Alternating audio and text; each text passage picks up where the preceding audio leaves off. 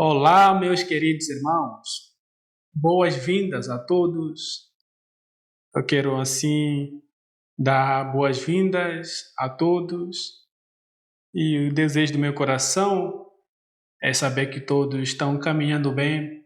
O desejo do meu coração é ouvir que cada crente está percorrendo, está perseverando na sua caminhada cristã.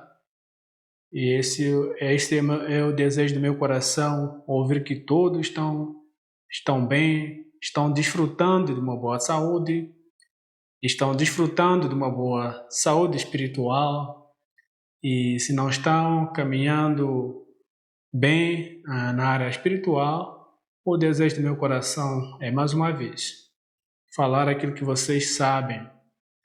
Busquemos forças, retornemos diante da cruz, onde obtemos força, onde obtemos ali energia para continuar a nossa caminhada cristã. Então, eu quero te convidar mais uma vez para que vá na cruz, esteja aos pés da cruz e busque suas motivações ali, e busque forças, e busque energias, e busque ali ânimo, fôlego para continuar na caminhada cristã. E eu quero dizer, como Pedro falou nas suas cartas, você não está sozinho, os irmãos no mundo todo estão passando pelas mesmas tribulações, mesmas tentações, mesmas provações, e eu quero dizer que todos nós buscamos as nossas forças no mesmo lugar, na mesma fonte, que é Cristo. Então, mais uma vez, eu quero dizer para você, volte aos pés da cruz e seja abençoado ali com o Senhor Jesus. Queridos irmãos, nesse tempo missionário, é um tempo que nós falamos sobre a obra missionária, o assunto desse momento reservado para missões, chamado Seu Tempo Missionário.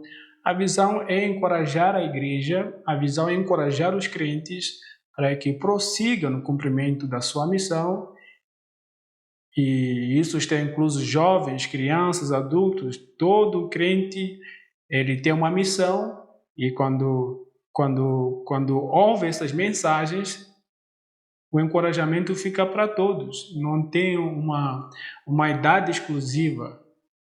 Esses estudos, estes desafios, este encorajamento é para a igreja toda, é para a igreja universal, aquele que estiver ouvindo. E também esse momento que eu falo sobre, eu falo também alguns momentos sobre aqueles que ainda não têm esse encontro com o Senhor Jesus. Este é um tempo que Deus te dá, porque a Bíblia diz que este é o tempo da salvação, e este tempo tem um final, esse tempo tem um fim, esse tempo da salvação acaba, esse tempo da igreja acaba. Então, se salve enquanto há tempo, se salve enquanto você ouve esta mensagem, se salve enquanto você consegue ter esse acesso a várias mensagens pela internet e pessoalmente, de uma forma presencial, você tem esse acesso às mensagens bíblicas, mensagem da salvação, o Evangelho do Senhor Jesus, aquela mensagem que nos fala do amor de Deus, o Deus que nos amou tanto, que deu seu Filho único, para que todo aquele que nele crê não pereça, mas tenha vida eterna. João 3,16. Esse versículo nos fala que Deus desviou-nos do caminho, do destino do inferno, através do seu Filho. Ele nos tira desse caminho que muitas pessoas hoje estão caminhando rumo ao inferno. E Deus, por nos amar tanto, Ele nos dá o seu Filho, para que através dele, todo aquele que nele crê não pereça, não morra, mas tenha vida eterna. Esse é o desejo o desejo de Deus nos ver salvos. O desejo de Deus é que todos se salvem, por isso que a salvação foi estendida para todos. Porém, ela é válida para aqueles que assim confiam, assim abraçam esta fé. Então, querido irmão, você que ainda não organizou a sua vida diante de Deus, você que ainda não entregou a sua vida diante de Deus, na pessoa do Senhor Jesus, este é o tempo da salvação. Para começarmos, vamos orar. Senhor, muito obrigado.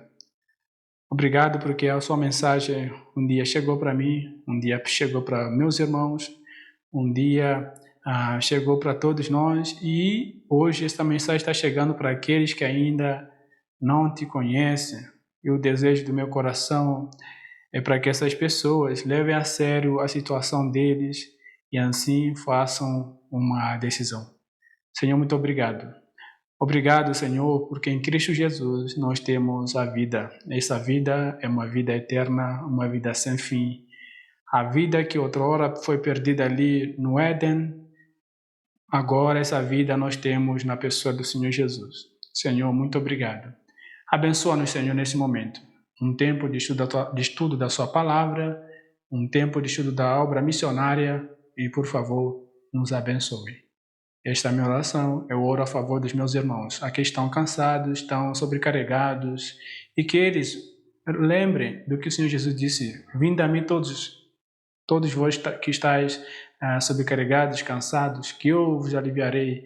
E o Senhor disse que tome o meu jugo, porque o seu jugo é leve e suave, enquanto que o nosso jugo é bem pesado.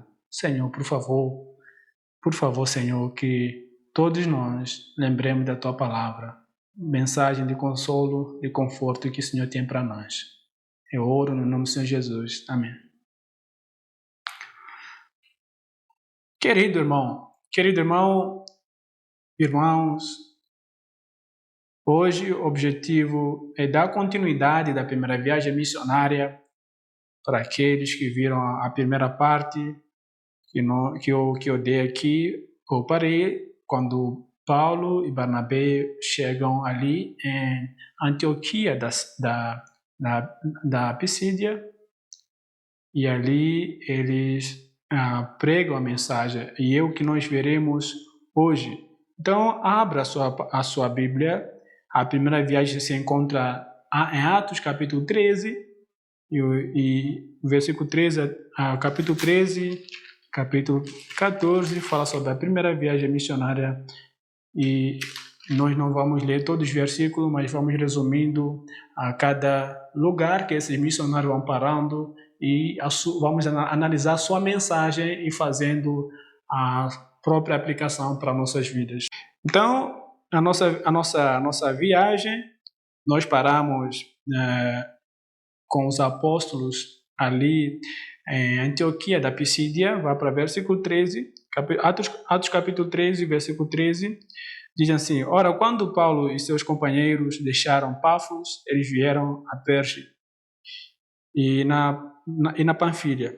Mas João, apartando-se deles, retornou a Jerusalém. Mas quando eles partiram de Perge, chegaram a Antioquia na Pisídia e entraram na sinagoga no dia do Shabat e assentaram-se. E após a leitura da lei e dos profetas, os governantes da sinagoga lhes mandaram dizer: homens, irmãos, se tendes alguma palavra de exortação para o povo, falai.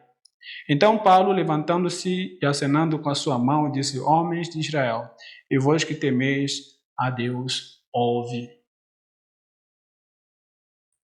Então, a Bíblia nos fala que quando os missionários chegaram ali em Perge, na Panfilha, João Marcos, eu expliquei isso no último estudo, no seu tempo missionário, ele voltou.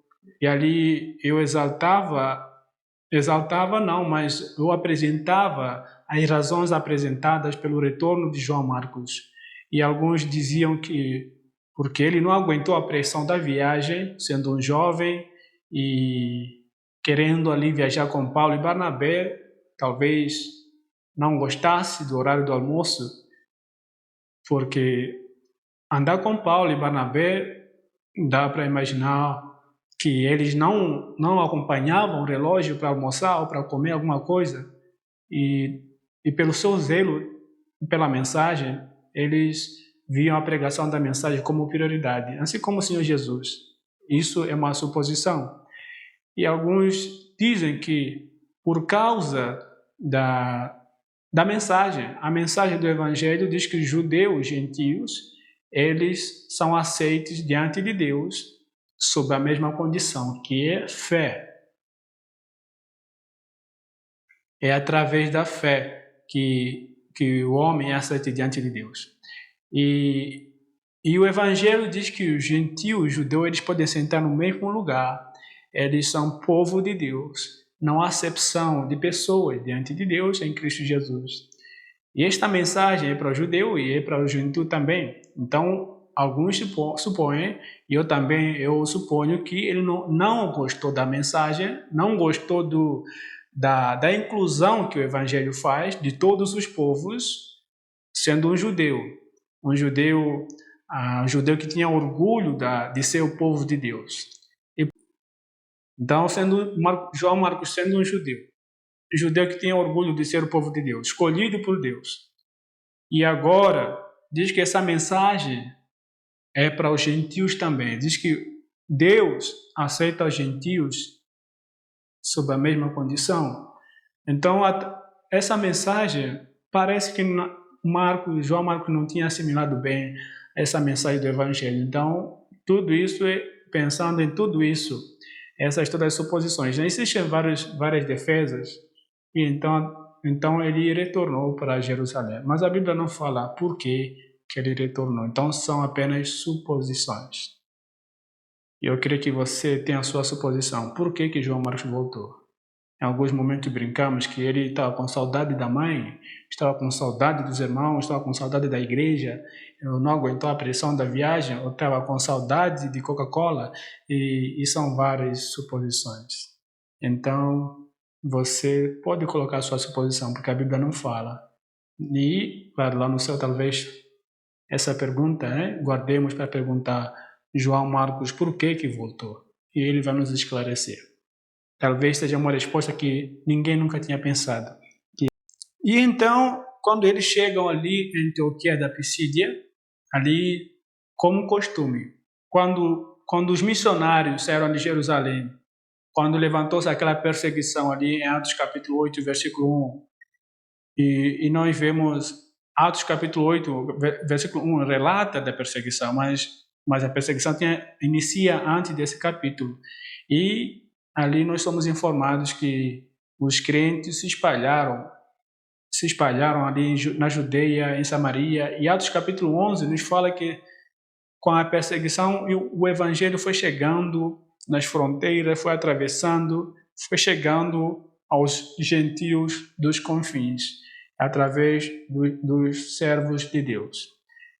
E nessa fuga para sobreviver e pregar o evangelho, os judeus não se esqueceram que a mensagem primeiro veio para os judeus. Por isso que eles entravam nas sinagogas primeiro e depois então eles pregavam para os gentios. E como costume, como uma tradição deles, e é tradição de Paulo e Barnabé aqui, eles, quando chegam lá em Antioquia da Pisídia, eles vão à procura de sinagogas, lugares onde os judeus se encontravam para a leitura da palavra, que é o Antigo Testamento. Vamos lembrar que naquela época não tinha Novo Testamento ainda. Então, eles procuravam, eles liam o Antigo Testamento. Então, em todos os lugares onde tinha judeus, eles procuravam por sinagogas. E aqui nesses versículos 13 a 16, nos fala que, então, quando os missionários entraram nas sinagogas, claro, as pessoas sabendo que eles eram judeus, e então deram a palavra para eles. Era comum, quando chegava um judeu e dar a palavra, um judeu, claro, que era alguém que ensinava a lei, alguém que tinha essa capacidade para ensinar. E nós vemos ali nos evangelhos, quando oferecem ao Senhor Jesus a palavra. Então parece que isso era costume, de oferecer uma palavra para visitantes, falar alguma coisa na reunião. Então, quando Paulo pega essa oportunidade e começa ali fazer uma cronologia bíblica. Mas antes eu queria fazer uma aplicação nesse ato de oferecer a palavra. Nós aprendemos muita coisa nisso. Por exemplo, eu aprendo muita coisa. Isso me leva a pensar de que o servo de Deus precisa estar preparado para dar a razão da sua fé, como Pedro fala na sua carta. Então, todos nós precisamos de nos prontificarmos para pregarmos a mensagem, para explicar para as pessoas qual é a razão da nossa fé, aonde está baseada a nossa fé. Então, todo crente precisa estar preparado para explicar a sua fé. É triste quando vemos o crente dizendo que não consegue explicar o Evangelho. O crente que não consegue explicar o Evangelho, ele não sabe o que é o Evangelho, e por isso pode nos levar a concluir de que ele não foi salvo. Como que não consegue explicar a sua fé? Não consegue dar testemunho da sua fé? Como que foi salvo? Como que acontece a salvação? Então, tudo isso o crente precisa saber. Como acontece a salvação? Se nós julgamos que fomos salvos, precisamos estar numa posição em que nós consigamos explicar o Evangelho. E porque em todo lugar que nós formos, as pessoas vão nos observar. Eles verão que o nosso jeito de ser é diferente. Eles verão que somos diferentes, a forma como cuidamos da nossa família é diferente. E aí eles vão perguntar, qual é a receita? E aí é nesse ponto que nós entramos com a pregação do Evangelho. Então, não é para você chamar o pastor para explicar a sua fé. É triste quando o crente chama o pastor para dar um estudo para seu vizinho. Se você tem a capacidade de falar, claro, respeitamos os limites. Se for uma mulher, vai dar um estudo para uma mulher, mas se for um casal, pode dar um estudo para um casal, mas evitando ali o testemunho nunca de sexo ali oposto. Mas além dessas questões, o crente precisa estar pronto para evangelizar, falar por que é assim, por que cuida da sua família assim, por que cuida da esposa desse jeito, por que a família é diferente. Então, esse versículo nos ensina de que nós precisamos estar prontos. Essa é uma mensagem também para missionários, para pregadores, para pastores. É triste quando ouvimos dizer, é triste quando vamos para um lugar e os irmãos com bom senso, com boa vontade, esperam ali que o missionário ou então o pastor traga uma mensagem, mesmo que não foi avisado. Eu, como ouvir isso, irmão, você pode pregar hoje e agora? Hoje e agora. E são várias pessoas que dizem, irmão, não estou preparado, por isso não pregarei hoje. É bom falar a verdade, é bom falar a verdade. A Bíblia nos fala que precisamos falar a verdade de amor, certo? Mas do outro lado,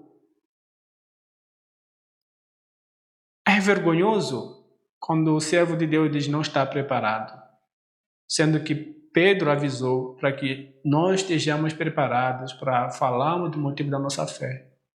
Explicar a nossa fé também envolve pregar a palavra. Então, homens, crentes, precisamos estar prontos para quando nos chamarem para dar mensagem. E eu me lembro tinha um professor no seminário, ele sempre dizia, nas férias, ele dizia, estão chegando as férias e é bom que cada um tenha um esboço de uma mensagem na Bíblia para que aonde vocês forem possam pregar. Esse foi um bom conselho. Então todos nós precisamos andar com uma mensagem já pronta, pelo menos uma mensagem, apesar de que precisamos ter mais que uma mensagem.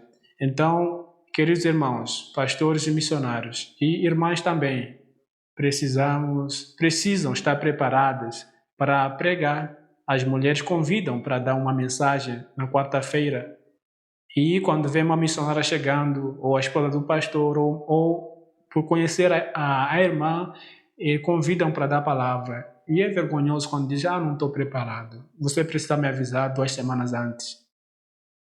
será que não dá para pensar, olha, lá onde eu vou, eles vão pedir para pregar. Então, já tinha essa mensagem pronta. Então, este é um desafio para nós. Assim como Paulo fez, ele estava pronto, Paulo estava pronto. Ele sabia que essa oportunidade não faltaria. Por isso que ele estava ali pronto para pregar. E pregou a mensagem do Evangelho. Então, esta mensagem, esse convite aos missionários nos ensina muita coisa. E Paulo não disse, irmãos, eu não estou preparado. Eu vim aqui só de passagem, mas não estou preparado. Não foi isso. Não foi isso. Aqui nós vemos a prontidão dos missionários. E Paulo, versículo 16, então Paulo, levantando-se e acenando com a sua mão, disse, homem de Israel, e vós que temeis a Deus, ouve. Então ele levanta e ali, pronto para pregar o Evangelho. Ele pediu atenção ali em Antioquia da Pisídia, e ele começou a pregação da mensagem, começando ali nas promessas de Deus para Abraão. Ali Paulo começa a falar no momento em que Deus permite que o povo vá para o Egito. E ali se multiplica. E depois de 430 anos, Deus se lembra do seu povo. E por meio de Moisés, Deus tira o seu povo ali do Egito. Depois de ter mostrado as suas maravilhas e sinais. Depois do Egito ter conhecido o verdadeiro Deus. Depois de Egito ter conhecido de que existe apenas um Deus. O Egito foi uma nação de muitos deuses e ele conheceu que existe um único Deus que governa os céus e a terra. E esse Deus merece respeito, esse Deus merece honra, esse Deus merece adoração. E ali eles presenciaram tudo isso. E alguns egípcios que viram essas maravilhas se juntaram aos hebreus e saíram juntos. E Paulo continua a mensagem, ele fala do tempo no deserto. E Paulo diz que ele conta do tempo do deserto, tempo em que nós conhecemos a história do povo ali no deserto, 40 anos, onde o povo fica 40 anos no deserto. E no deserto, quais são as mensagens, as partes do povo ali que mais nós lembramos? É da murmuração. Paulo fala da murmuração do povo. E Paulo diz que Deus aguentou esse povo por 40 anos, porque verdadeiramente Deus aguentou esse povo. Foi um povo de dura serviço, foi um povo que reclamava, foi um povo com falta de contentamento, foi um povo, na verdade foi um povo que todos nós sabemos que foi marcado por ingratidão. Então, Paulo começa contando essas histórias. E Paulo também conta quando Deus derrota as 7 nações ali em Canaã e tira esse povo e coloca o seu próprio povo como um cumprimento da sua promessa feita a Abraão. E quando Deus tira as 7 nações dali de Canaã, Deus coloca o seu povo ali. E o povo ali se multiplica. E Paulo fala do tempo dos juízes, quando o povo, só para ver a dureza do coração do povo. O povo rejeitou o governo de Deus. Quando o povo chega ali na Terra Prometida, eles presenciaram a teocracia, onde Deus governa.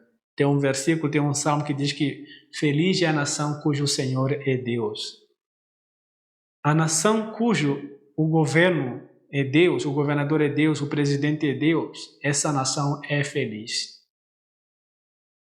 E quem disse que esse versículo entrava na mente dos judeus? Eles rejeitaram o governo de Deus e pediram um rei. Eles disseram para Samuel, olha, o Senhor está idoso, já não sabemos até quando estará no nosso meio e queremos um rei que governe no meio de nós. Queremos uma pessoa. Escolha alguém entre nós. Outros povos têm um rei e nós não temos. Nós só temos profetas e o Deus.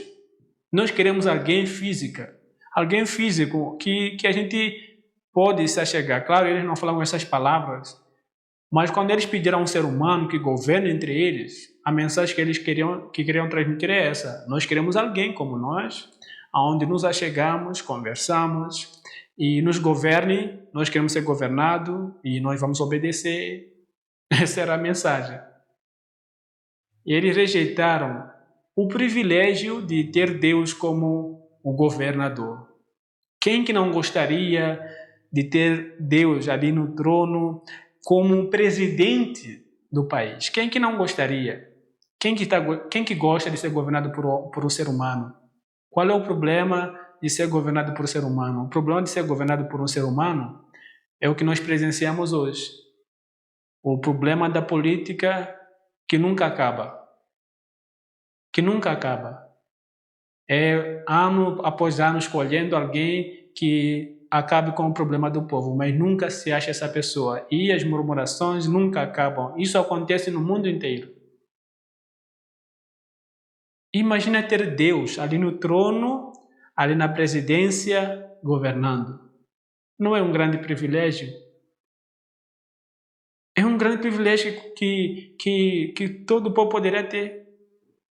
Mas o povo judeu rejeitou esse governo de Deus. Escolheu para si um ser humano. E quando Samuel apresenta para Deus, e Deus disse: olha, eles não rejeitaram a ti, eles rejeitaram a mim. Então, se eles querem um rei, então escolha para eles um rei. É o que eles querem. E Deus dá-lhe a advertência de ter um rei, um ser humano governando no meio deles. E as consequências foram as que eles colheram. Como Deus, exatamente como Deus havia dito. E quantas vezes o povo sofreu por causa do líder que eles colocaram? Não foi apenas Saul. Os outros que vieram, o que dizer do Manassés? Um homem que matou várias pessoas.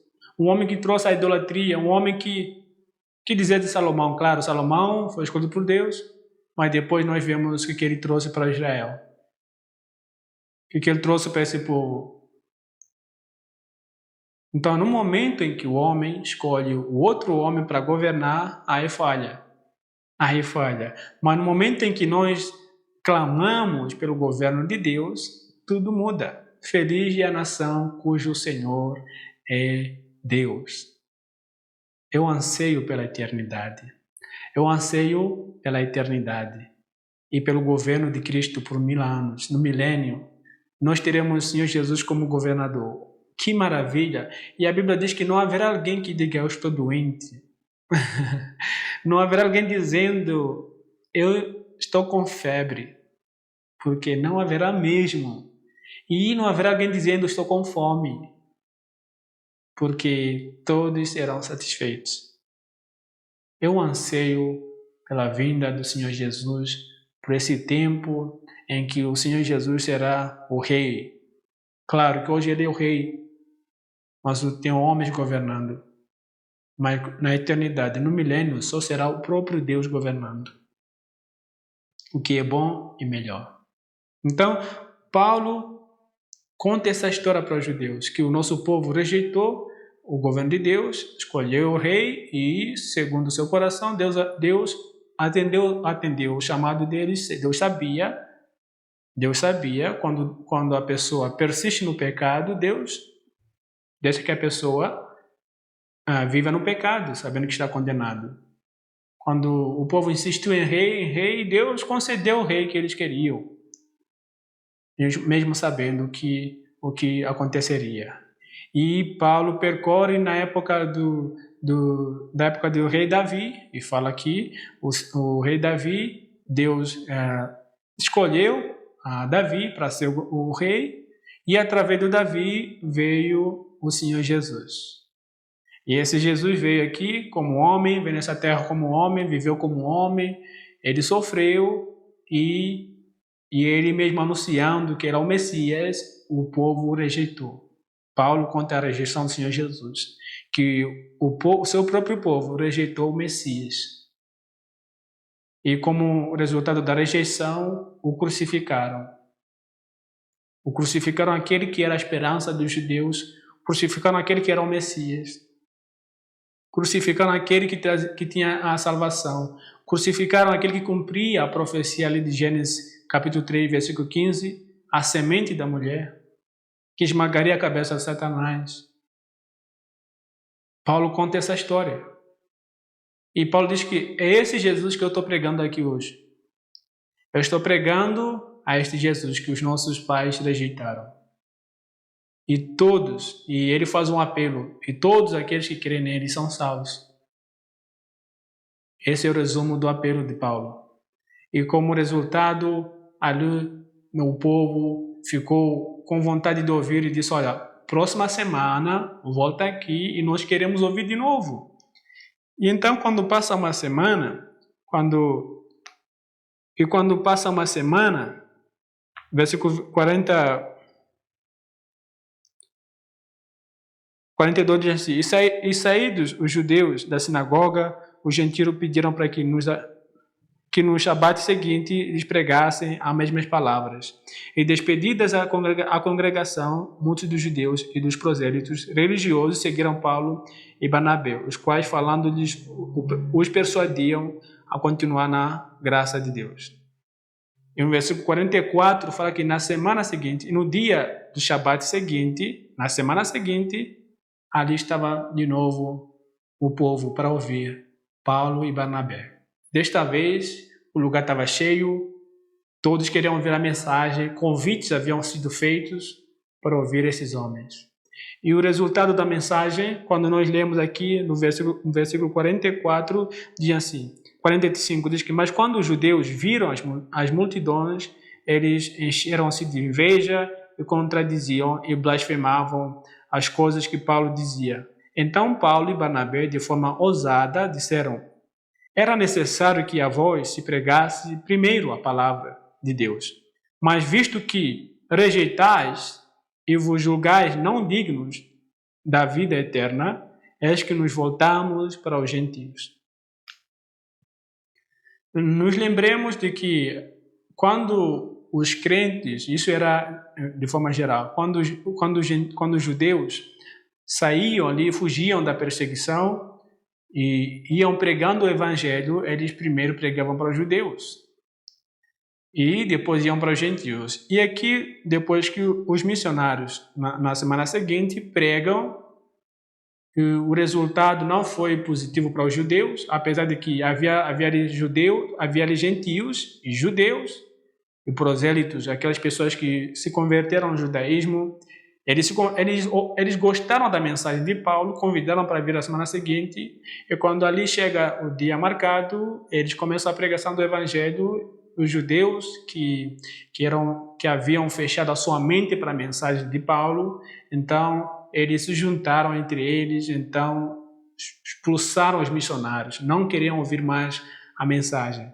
Ficaram com a inveja porque o lugar estava cheio, o lugar nunca tinha estado cheio daquele jeito, e estava cheio para ouvir essas pessoas que tinham a mensagem do evangelho, e os judeus, movidos pela inveja, se nós nos lembrarmos, nós vemos isso no tempo do Senhor Jesus, que os judeus ficavam com inveja, porque ele atraía a multidão, porque a atenção estava para ele. Então eles perseguiram ao ponto de o crucificar, por causa da inveja. E aqui nós vemos judeus tendo a oportunidade de fazerem diferente, eles expulsam os missionários. Então Paulo e Barnabé, eles declaram de que agora, a partir de agora, eles vão para os gentios. Já que vocês, judeus, não querem ouvir a mensagem, nós vamos para os gentios. Essa mensagem tinha que ser ouvida primeiro por vocês, já que vocês não querem, tá bom? E nós vamos para os gentios. Em versículo 47, porque assim nos ordenou o Senhor, dizendo, eu te pus para ser luz dos gentios, para que sejais por salvação até os confins da terra. E nós vemos ali na conversão de Paulo, quando Deus levanta Paulo e diz que a missão dele seria para os gentios. E nós vemos ali o Senhor Jesus, ali quando o Senhor Jesus vem para os seus, ele é rejeitado, então diz que então então, a partir de agora, essa mensagem era ouvida por aqueles que não procuravam, que eram gentios. E assim a mensagem chegou para nós. E Paulo fala desse assunto lá em Romanos capítulo 11, quando diz que Israel, que era o povo legítimo, ele rejeitou a salvação, e por essa rejeição a salvação chegou para nós, gentios. Versículo 48. Os gentios, ouvindo isto, alegraram-se e glorificaram a palavra do Senhor, e creram todos que estavam ordenados para a vida eterna. E a palavra do Senhor se divulgava por toda aquela região. Mas os judeus incitaram as mulheres religiosas e honestas, os principais homens da cidade, e levantaram uma perseguição contra Paulo e Barnabé, e os expulsaram dos seus termos. Mas, sacudindo contra ele a poeira de seus pés, partiram para Icônio. Os discípulos estavam cheios de alegria e do Espírito Santo. Então, quando eles ouvem aquela rejeição, eles sacudiram os pés. Que era uma demonstração de que nós não nos responsabilizamos pela vossa perda.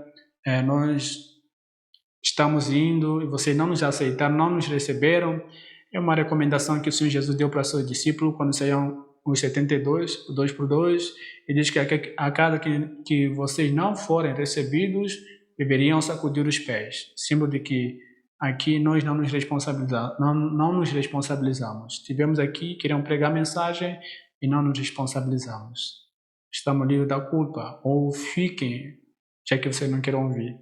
E então os discípulos, movidos de alegria, porque Deus havia salvo ali várias vidas, eles partiram para Icônio.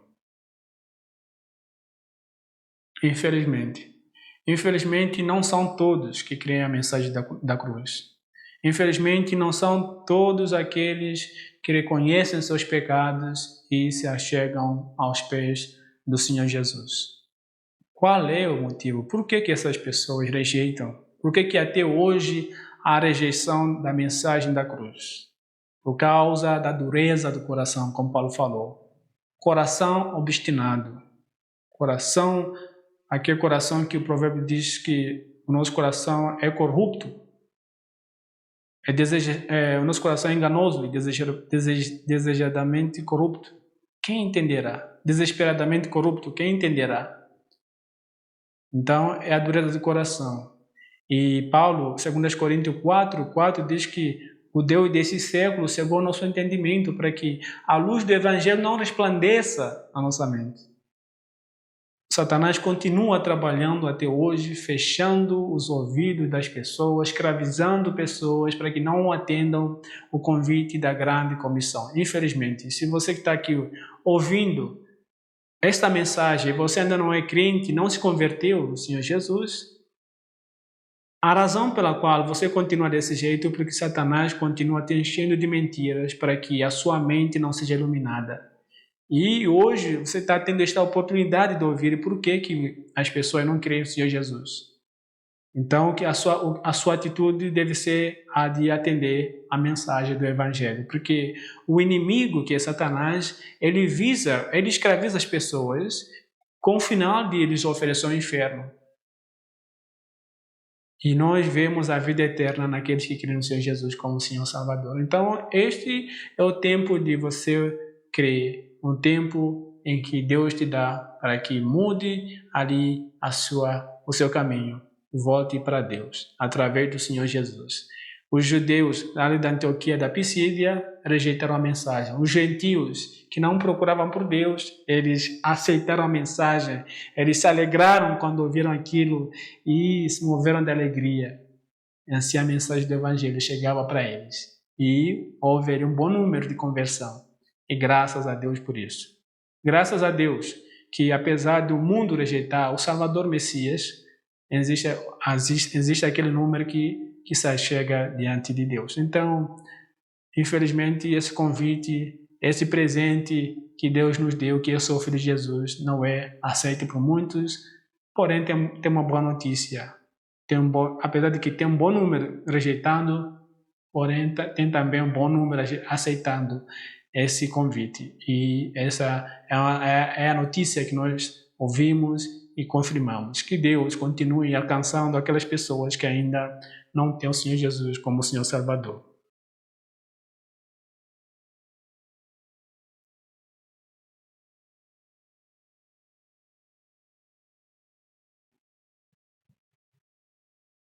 Essa é a nossa mensagem. Que Deus abençoe nossos missionários.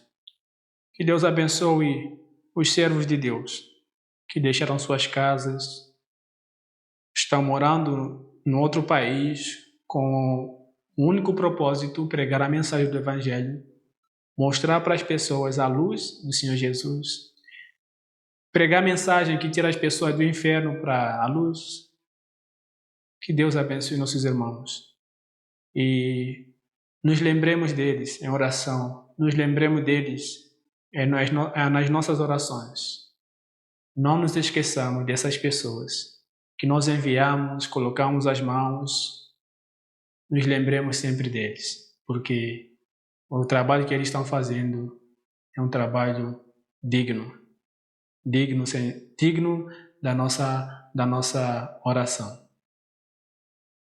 E quando os missionários saíram da Antioquia da Pisídia, eles entram ali em Icônio, e quando chegam em Icônio, a notícia que nós ouvimos é essa. Lá também os missionários procuraram para a sinagoga e pregaram a mensagem. Infelizmente, houve também rejeição.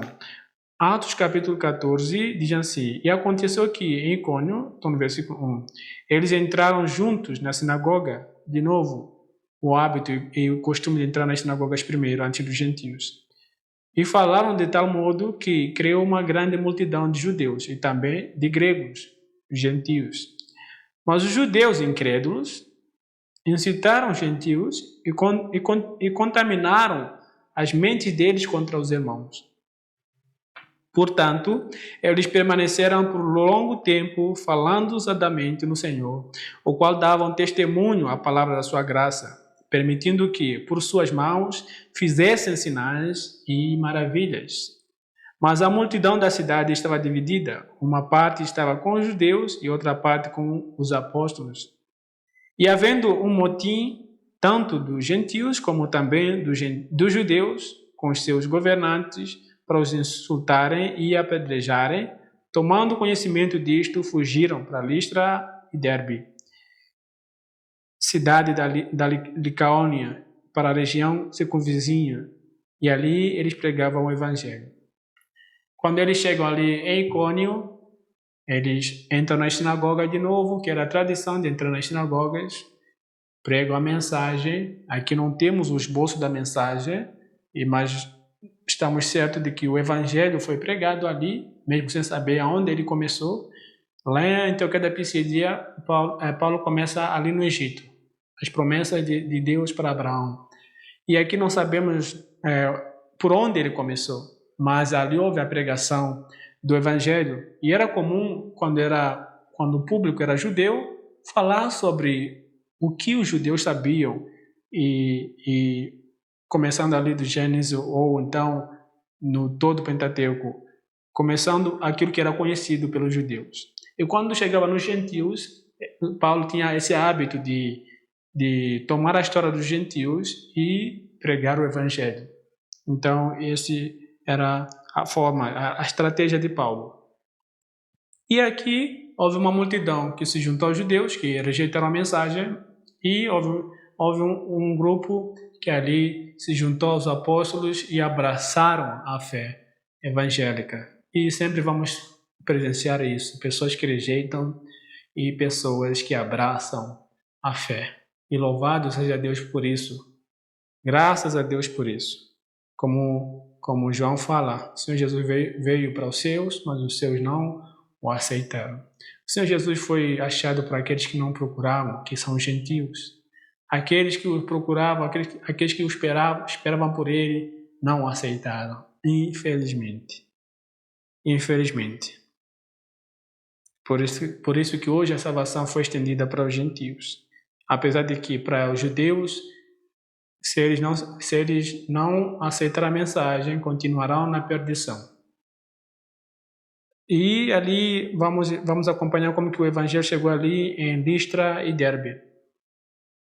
Estava sentado em Listra certo homem enfermo, em seus pés, coxo desde o ventre de sua mãe, o qual nunca tinha andado.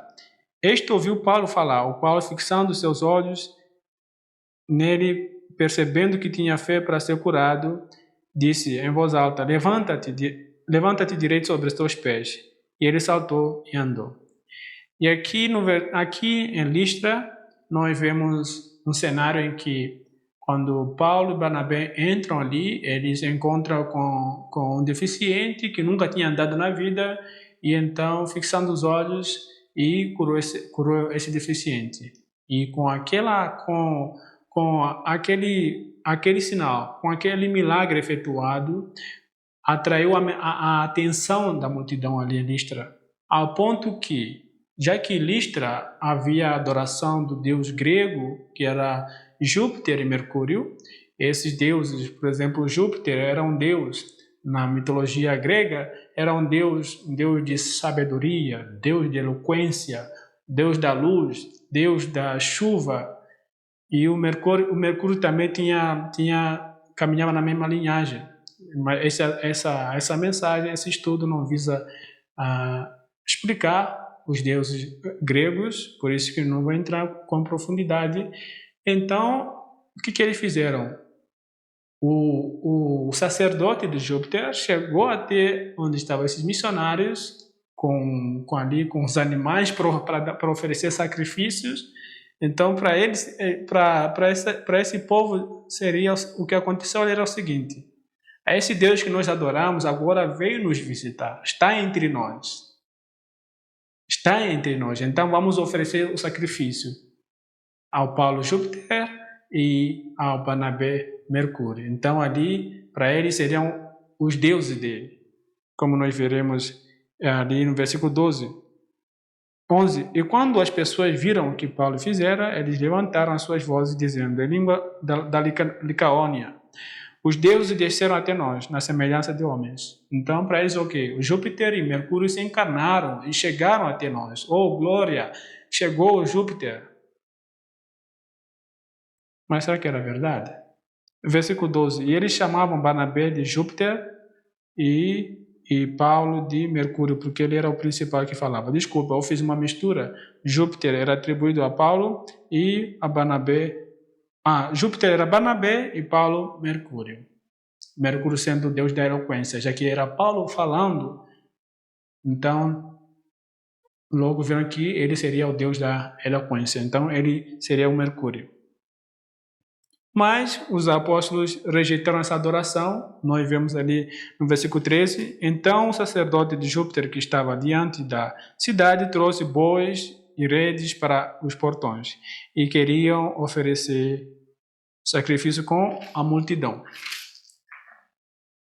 Mas quando os apóstolos Barnabé e Paulo ouviram-no, eles rasgaram suas vestes e correram para o meio da multidão, gritando e dizendo: Senhores, por que fazeis essas coisas? Nós também somos homens de paixões semelhantes, como vós, e vos pregamos que vos convertais dessas vaidades ao Deus vivo, que fez o céu e a terra, e o mar e todas as coisas que nele há. Então, quando Paulo e Barnabé, eu não sei se eles falavam a língua, já que Paulo falava muitos idiomas, talvez que ele falava essa língua da Licaônia. E vendo o que estava acontecendo ali, vendo que os animais estavam chegando e o povo estava se preparando para oferecer sacrifício a eles, eles rasgam suas roupas. Esse ato de rasgar roupa era uma demonstração de humilhar-se. Nós vemos isso com muita frequência no Antigo Testamento. Rasgar sua roupa significa se humilhar diante de Deus ou da situação. Então eles rasgam roupa para dizer: não façam isso. Não façam tamanho pecado oferecer a nós sacrifício. Nós não somos nada. E ele diz que nós somos como vocês. Nós somos homens, vocês são homens. O que nós estamos fazendo aqui é pregar a mensagem da salvação. Uma mensagem que vos tira dessa prática dessa vaidade, dessa adoração pagã que vocês abraçam. E ele fala de Deus que criou os céus e a terra, o Deus que fez o mar, porque o Júpiter e Mercúrio, ele tinha uma relação dessas coisas.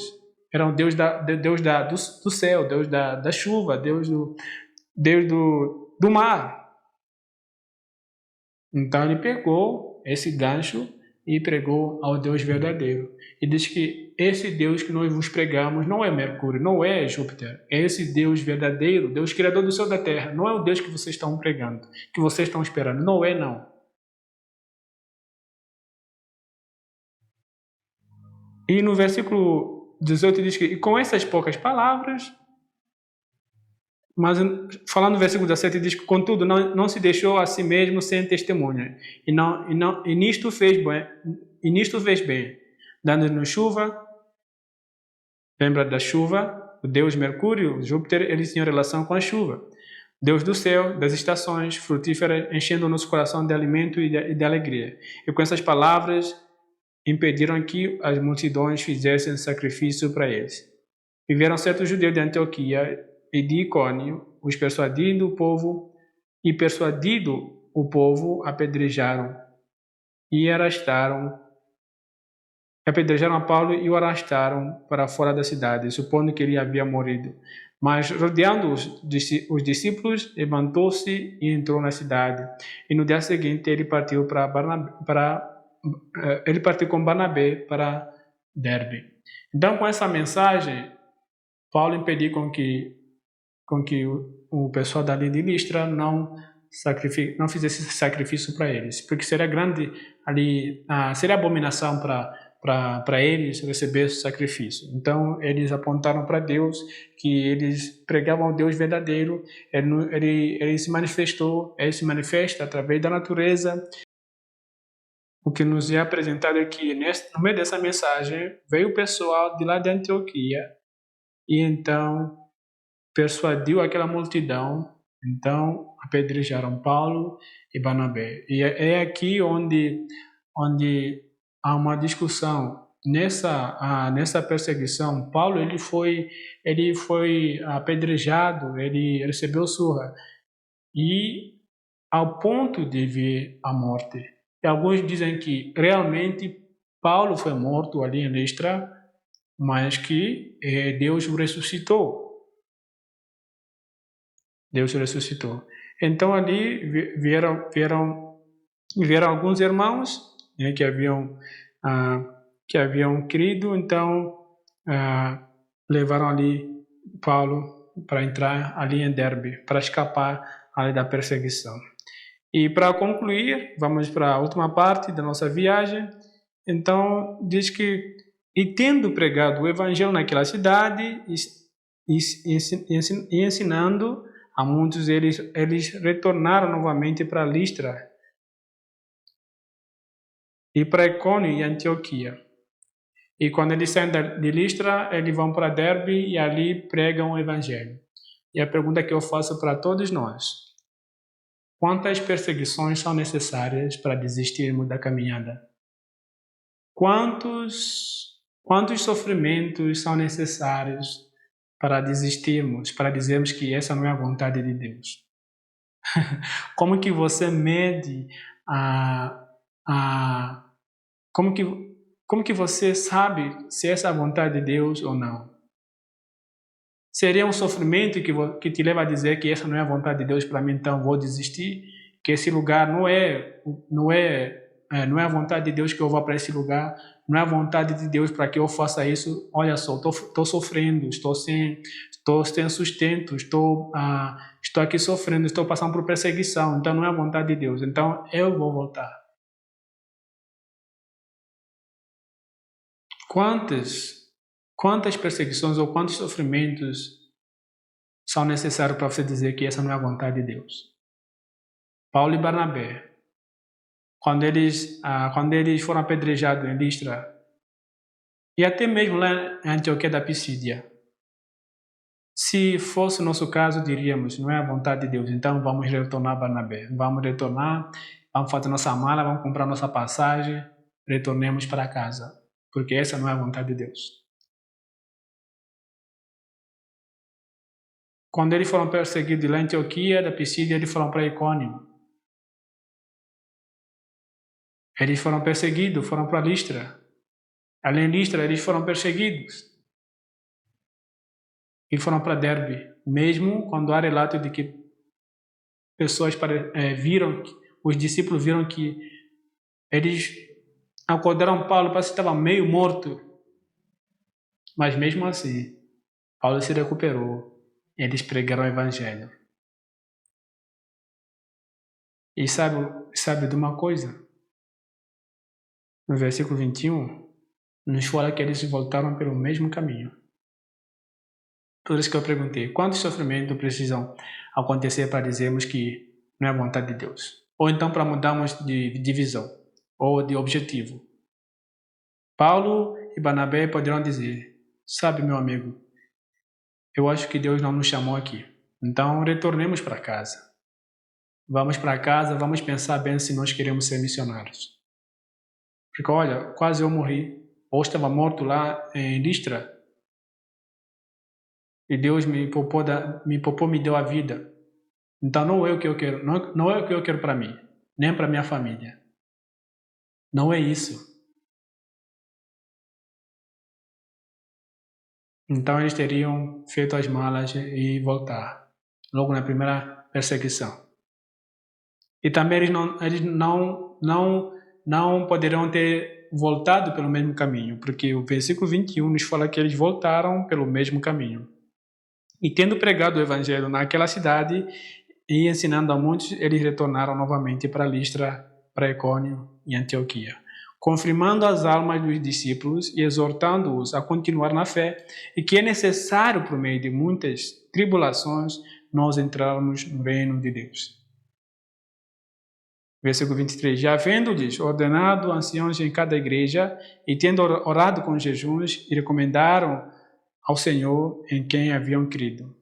E eles, passando depois por Pisídia, chegaram a Panfília, e tendo pregado a palavra em Perge, desceram para a Atália, e dali navegaram para Antioquia, onde eles tinham sido recomendados à graça de Deus, para a obra que eles haviam cumprido. Ali, em Derbe, eles decidem voltar pelo mesmo caminho que eles foram apedrejados. E ali, o objetivo deles era encorajar os crentes, era estabelecer liderança nas igrejas, no grupo que havia crido, e nesse encorajamento, Paulo diz que era necessário passar por tribulação para entrar no reino de Deus, para dizer que, para lembrar as palavras do Senhor Jesus, aquele que não tomar sua cruz não é digno de me seguir. Então, o Senhor Jesus disse, aquele que quer me seguir, toma sua cruz e siga-me. Apesar de que Paulo não usou as mesmas palavras, mas a mensagem era a mesma, que é necessário tomar nossa cruz, que é através do sofrimento que nós entramos no reino de Deus. Não é fácil ser cristão, seremos perseguidos. O Senhor Jesus disse, passaremos por perseguições, passaremos por aflições. E ele disse, tem de bom ânimo. E assim, Paulo, usando outras palavras, passou a mesma mensagem para os crentes de todos os lugares, porque eles sabiam que eles passariam por aflições. Paulo poderia ter dito, não passemos pelo mesmo caminho, porque é lá onde nós fomos apedrejados. Não falou isso. Eles, bem encorajados, confiantes em Deus, passaram pelos mesmos lugares, onde eles sabiam que esse povo nos odeia, mas mesmo assim passaram pelo mesmo lugar. Confiança em Deus e confiança no chamado. E mais uma vez aqui eu falo que às vezes o que tira o missionário do campo é quando o missionário não tem convicção de que foi Deus quem o chamou, ou não sabe quem o chamou. E eu te garanto, se foi o seu pastor que te chamou, se foi algum irmão que disse, olha, você tem cara de missionário, eu te garanto que nas primeiras provações você desistirá. Mas se for Deus quem te chamou, como Paulo disse, eu sei em quem eu tenho crido, e eu estou certo de que Ele é poderoso para guardar meu depósito até aquele dia. A convicção de Paulo de que foi Deus quem o chamou o levou a suportar todas as tribulações. A necessidade da convicção do chamado. Quem que te chamou para a obra? E isso muda tudo, faz a diferença em meio aos sofrimentos. Então, queridos irmãos, Paulo e Barnabé tinham todos os sinais para voltar, mas esses sinais não vinham de Deus. O que eles entenderam de Deus foi que é através das provações que Deus estava ali fazendo as suas maravilhas.